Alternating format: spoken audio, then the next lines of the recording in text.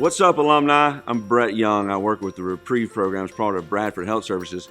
I'm here with Mackenzie Dyer today, who's opted not to sit on the couch with me. But Mackenzie's asked me to come in today to talk to you guys about something that's really near and dear to my heart in my recovery. So I told her I wanted to discuss the Serenity Prayer. It's played a vital role in my journey. God willing, I'll actually have 9 years next Friday. So I just wanted to share something that meant a lot to me. So Mackenzie, I was kind of telling you about the Serenity Prayer and how much it's meant to me. But when I first got sober, when I was first at Bradford, I was up at Warrior, and I had this assistant counselor named Tim. And man, he was so passionate. He was so fired up about the steps, but I just wasn't ready to hear it the first time. And he would tell me to go to these meetings and be a part of these different things. And he would tell me every time he got done doing one of his lectures, he'd recite the Serenity Prayer. And I really thought that the 12-step fellowships was a cult. I mean, I just thought I'm going to go into treatment. They're going to make me be part of this clique. I'm going to smoke cigarettes, go hang out with old people, and that would be my life. And so I finally went to a meeting, and there it was. There was a bunch of old guys smoking cigarettes, pounding coffee, and at the end of it, they all stood up and they did this chant. And it was the Serenity Prayer. So immediately I was like, there it is. This is a cult. I don't like it. And somebody challenged me to actually define what the Serenity Prayer is. So I did. I took a Webster's dictionary and I sat down and I wrote it out and I defined every word. When I actually got the true meanings of it and what it was saying, I realized, wow, this is really something that I can utilize in my life. This is something I need. So what I'd like to do is kind of define that and kind of give you guys the ability to hear my definition of it, and hopefully you can utilize it for yourself also. I wrote the lecture. It's funny, I was in Cottage 1, and I was an assistant counselor this time, and I had this really incredible group of young men, and the brotherhood was there, and the motivation to get sober was there. And one day we did this lecture, everybody jumped up, and they were yelling, and, yeah, yeah. And so they went to do the Serenity Prayer, and they were like, God, and they got done and they all barked, dog pound. And I was like, gentlemen, have a seat. We just missed everything that I'm trying to show you guys. I said, tomorrow we're going to come together and we're going to define the Serenity Prayer. So I went home that night and I wrote it out. So the Serenity Prayer, I don't know how familiar you are with it, Mackenzie. I know you've probably heard it, but it starts with God. God grant me the serenity. Well, for many of us, and for me myself, God was something that I very much struggled with. I had a father who was a Gideon most of my life, a grandfather who was a primitive Baptist preacher. My brother-in-law is a minister in Hoover, at one of the big churches there. But God to me was something I couldn't get connected with. So I remember hearing different acronyms. You could say God was a group of drunks, a group of drug addicts, the different things. But the one that stuck out to me was good, orderly direction. That was something I knew I struggled with on a daily basis, was just taking the next right step. So when I applied that to the Serenity Prayer, I said, all right, this is me looking at a power greater than myself, the ability to do the next right thing. Now what is it asking me to do? This power, what am I asking for? And it says, grant me the serenity. So I defined grant. To me, grant immediately meant give. And as an addict, I understood give. Give me, give me, give me, give me, give me, give me. And whenever I ask guys all the time, I say, what's the definition of grant? They say, give. No, it's to request a favor. A favor meant something to me. In 2009, the second time I went back to Bradford Health Services, I'll never forget this. I was on I-459 headed back to my home, and I called my best friend at that time in the world. And I told him, I said, man, this addiction's got me again. And I've got to go away for a while. And this time I'm not going just to detox and stabilization. I'm not going just 30 days.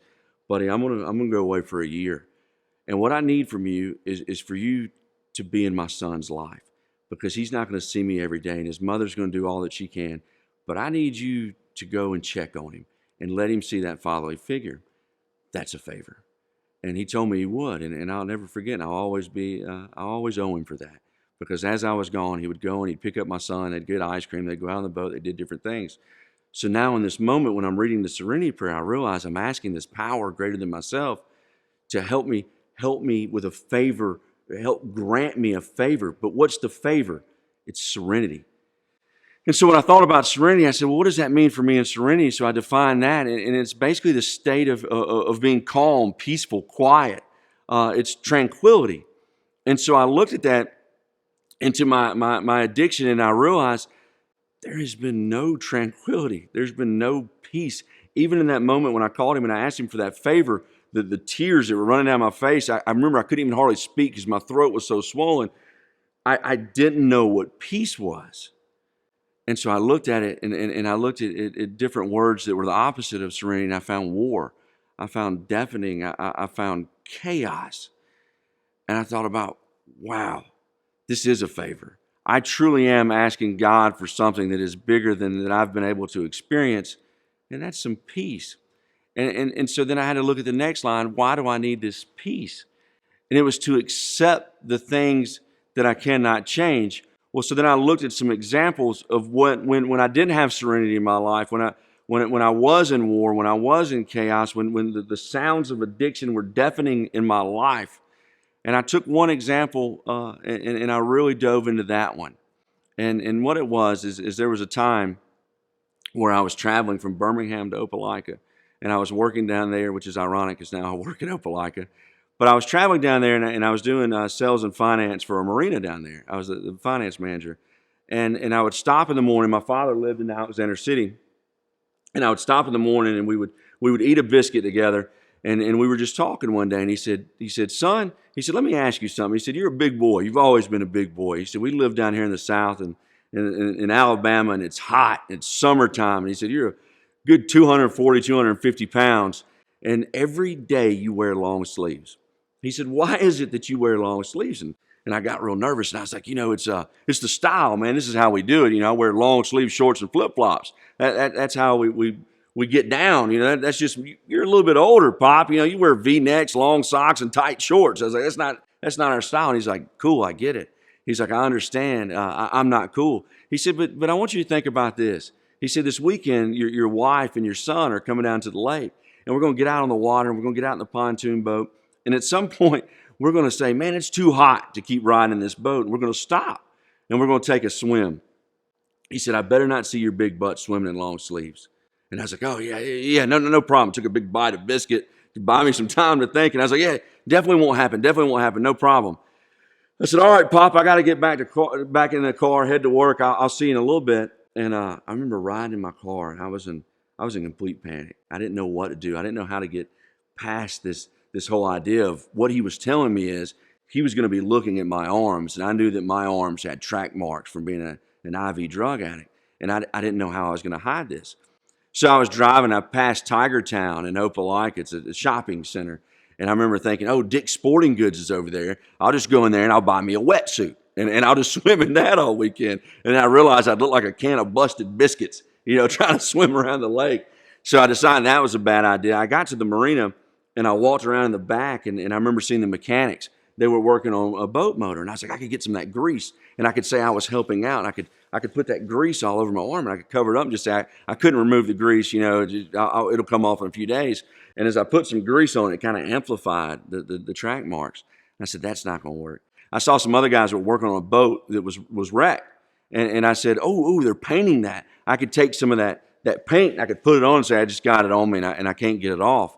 And I realized I kind of like a fishing lure with sparkly paint all over my arm. It still didn't work. And then I had that addict moment in that chaos and in that war of that deafening noise of the addiction in my mind. And I went and I found a big bin of tools. And I found a sander that they use for these boats. And they would grind down these boats before they painted it. And so I took an extension cord, and I went over into the corner, and I rolled up my sleeve, and I took that sander, and I sanded my arm. And you can still see today, I have marks here, I have marks here, I have marks here, I have marks here. I even got up here, and then I took the sander, and I grinded in here. And the story I came up with, boat motors, they come in these wooden crates, and they're stacked up typically back in the storage or whatever. And I told him that we were standing there beside these crates, and one of the crates fell, and it was about to fall on somebody. And like a hero, I sprung to save this person, and the crate fell down my arm. And so we put bandage on it. We put Neosporin. And when I got home, my family was like, oh, I can't believe that happened. Is it hurting? I was like, oh, yes, it hurts. And I took away the distraction. And what I realized when I took that story and I placed it in the Serenity Prayer is that's what war is. That's what chaos is. That's what addiction is. What I'm asking this good orderly direction, what I'm asking this God of my understanding for, is to grant me, is to allow me the favor to have some peace. So today, when I have a problem, I don't have to go straight into war mode. I don't have to let it deafen my reasoning skills, that I can find some calm, some quiet, some peace, and say, okay, how do I respond to this?